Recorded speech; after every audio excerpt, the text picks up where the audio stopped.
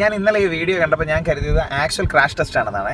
ടാറ്റയുടെ ഒരു brilliant promotional demonstration ആയിരുന്നു ആ വീഡിയോ. ഇമാജിൻ ചെയ്ത് നോക്കിയേ, നമ്മളൊരു ഹൈവേയിൽ ഡ്രൈവ് ചെയ്തുകൊണ്ടിരിക്കുക, പെട്ടെന്ന് നമ്മുടെ ഫ്രണ്ടിൽ ഒരു വണ്ടി വരുന്നു, ഹിറ്റ് ചെയ്യാനുള്ള ചാൻസസ് ഉണ്ട്.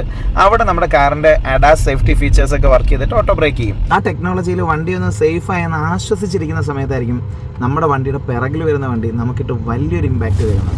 അതൊരു പക്ഷെ ഒഴിവാക്കാൻ ഈ പറഞ്ഞ ADAS ടെക്നോളജിക്ക് കഴിയില്ല. അവിടെയാണ് ടാറ്റയുടെ സേഫ്റ്റി അവർക്ക് പോർട്രേറ്റ് ചെയ്യാൻ പറ്റുന്നത്. ഈ സീറ്റ് ബെൽറ്റ് ധരിക്കണമെന്ന് പറയുന്നത് ആൾക്കാർ അങ്ങനെ അതൊക്കെ കുറച്ച് കാലത്തേക്ക് ഉണ്ടാകാൻ പോകുന്ന ഒരു കാര്യമല്ല എന്ന് ചിന്തിച്ചിരുന്നൊരു സമയം ഉണ്ടായിരുന്നു. അതിൽ നിന്നാണ് ഇന്ന് സീറ്റ് ബെൽറ്റ് മാൻഡേറ്ററി ആയത്. സോ ഇന്ന് ടാറ്റ പോർട്രേറ്റ് ചെയ്തിരിക്കുന്ന ADAS ഫീച്ചേഴ്സ് അടക്കമുള്ള സേഫ്റ്റി ഫീച്ചേഴ്സൊക്കെ മാൻഡേറ്ററി കാര്യമായിട്ട് അവർ കാണിച്ചു എന്നുള്ളതാണ് എനിക്ക് തോന്നിയ കാര്യം കേട്ടോ.